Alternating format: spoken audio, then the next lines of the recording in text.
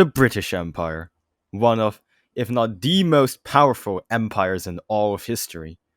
For an empire to be so powerful, it must have a strong base from which it can project its power, and this, naturally, stems from Northern Ireland?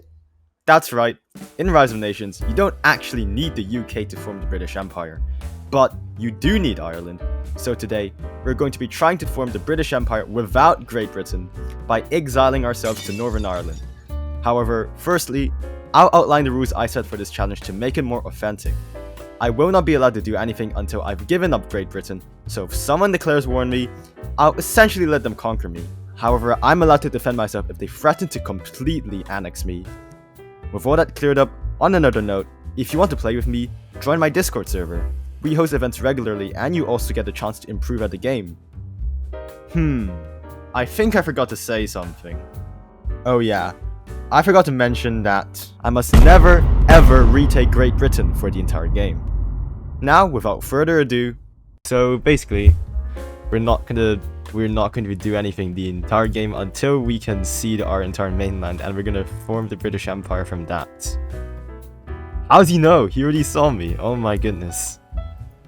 Okay, they know. Oh no, they know. Okay, so I'm just going to move my troops here. And I'm just gonna sit until somebody declares war on me. Congrats on being a famous Ron YouTuber. Now they treat you like a god when seeing you. That's insane. Why would someone impersonate a Ron YouTuber? Oh my god, Ireland's a player. That's very, very awkward. Well, hopefully he doesn't declare war on me. I just put my troops here because he's making troops. So when the new ruler timer ends, I'm just gonna give my stuff to France. You won't accept that. Oh my god, actually justified on me. Well, this is extremely awkward because I wasn't gonna take him out originally. Well, if he declares, then I kind of have to give him my mainland. Actually, I don't know how that's gonna happen. I really hope France declares because I can just give my I don't want to give my mainland to Ireland because I have to take him out later. And how am I gonna take him out if he has my mainland? So I really hope he doesn't declare. Argentina wants to ally. I can't accept that, I'm very sorry. And why would I accept that? Considering there's some bad blood between us. I wonder if anyone's noticing that I'm not doing anything. Like, they just don't notice. Actually, so is Germany. They're also not doing anything. In fact, somebody did notice. That's not nice though. I'm very sorry. Oh, there we go. France is invaded now. Is he gonna accept me if I just, like, give him my country? He's like, yeah, France is really getting ready to invade me, but the thing is, I'm not gonna put up any resistance. The only issue is that I can't even, like, he can't even, like, see my peace deal until he's actually landed on my country, and by that time, he's probably just gonna take me over. Oh, there he's annexed Germany now. He's gonna go after me next, I think. Yep. So I'm just gonna let him land on my country, and, hopefully he accepts the peace deal. With France entering my country and instantly taking my capital, I was ready to give up the British Isles so I could finally begin the challenge. But not only did he have other plans... Oh, he's declined. That's a shame. So did Ireland. No. Well, I think I'm gonna die, actually. On the bright side, this finally allowed me to defend myself. But was it already too late? France had occupied the majority of England while Ireland quickly retook Northern Ireland, forcing me to retreat into the Scottish Highlands. The threat of getting forced peace was real. France continued to push on and attacked my remaining forces. My defense just barely survived the French onslaught of tanks, and Japan gave me 60,000 manpower as well. If any YouTubers are watching this, you see there are benefits to playing on your main account. With the defeat of the initial French invasion, they didn't send anything else to finish me off, however, because Russia declared war on Poland, which was allied to France. So now, France had to focus on mainland Europe, which gave me some much needed breathing room. I spent the next 6 months getting everything that I missed out on, most notably infantry technology. It was then that France sent a peace deal which demanded my total annexation. This actually opened an opportunity. You see, as Ireland occupied Northern Ireland, France couldn't demand it in the peace deal, so he would only be able to annex the British Isles. To ensure I couldn't get pieced up by Ireland itself, I sent my army to retake Belfast and then accepted France's peace deal. After 2 years, the challenge could finally begin. But now we just try and win against Ireland. I don't know if we can do that, but we'll try. Alright. Let's do it like that. And now we just siege them down, I think. Ireland instantly tried to flank me to take on my artillery, so I had to respond. This battle was life or death. How good are their troops?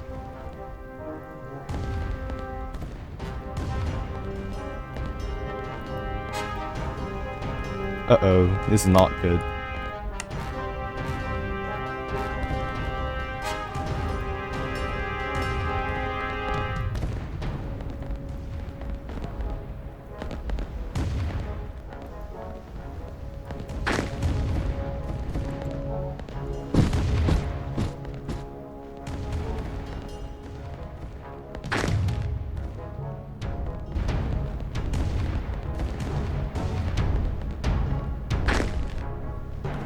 Oh my god, this is so intense. I think he's gonna win. Wait, I think I'm winning. I think we got this. Let's go. Wait, I think I won. I won. I have 40k troops, that's enough to take out Ireland. Alright, now we go take Dublin. Wow, this is great. Alright, now let's take Dublin. And he should not be able to put up a fight anymore. I mean, he's spamming tanks probably in this country, in this capital. So I'm just gonna hold that for a bit. He also probably has a lot of money that we can take. This is not bad for us. Wait, he's making infantry. That probably means he's not making tanks anymore. Okay, let's just take him out then. Oh, this is great. France is declaring independence. Oh, Russia's in Paris.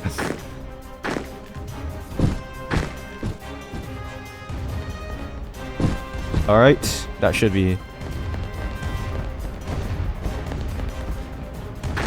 With that, the last of Irish resistance had been defeated. We won against Ireland despite having our country occupied.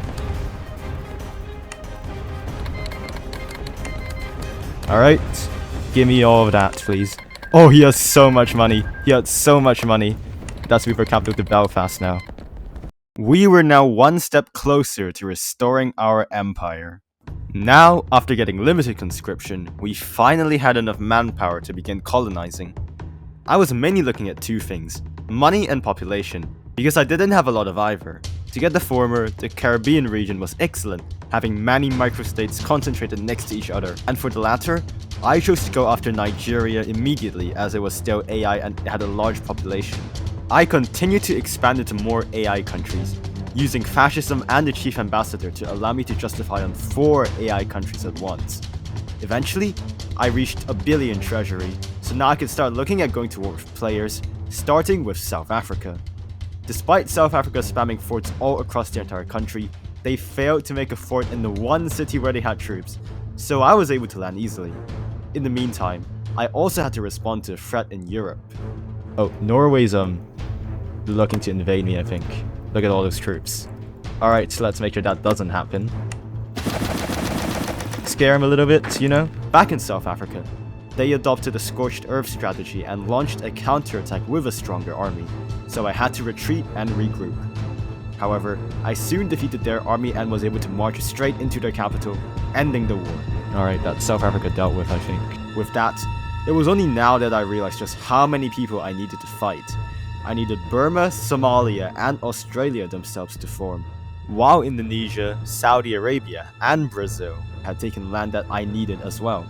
Canada, which I also needed, was allied with the US, and of course, we can't forget about the elephant in the room. I had a lot on my plate, so who'd I go after first? I chose to target Southeast Asia. Hong Kong had still not been taken, which gave me a convenient base in the region to spam troops. I declared war and instantly landed millions of troops on both Burma and Indonesia, neither of which were able to put up a fight, and soon they were annexed by me. Elsewhere, the Soviets had taken out the Saudis, who were soon stuck in a war with India themselves, while Brazil left after forming South America, so I expanded my colonies in the region just a little bit. I then turned my attention to Somalia, as they were quite weak. I began to overrun them, but before I could finish them off, Someone was determined to stop my expansion once and for all. China's justified on us. Seriously? Okay, that's an issue. I just started developing as well. Just send these guys over and try to hold the south of Vietnam. China, however, did not put up a fight. With me easily pushing back China, I then attacked Canada as the US had broken ties with them, and Australia. All the while, I was taking the other countries that I needed for the empire. With China defeated, there was only one country left in our way. Indeed, the crown jewel of the empire, India. With them being fairly exhausted from their war with the Soviets, we had the clear advantage. I raised an army of 45 million troops to ensure they could not offer any resistance. All that was left for us to do now was to declare war.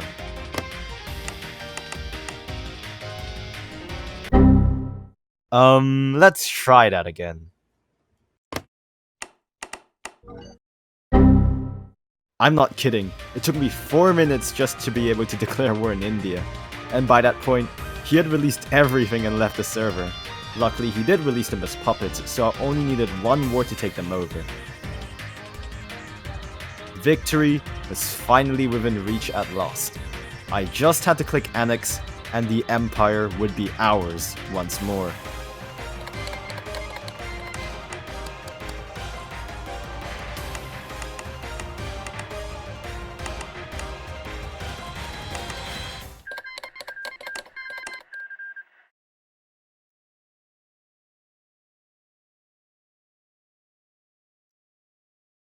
Oh my god.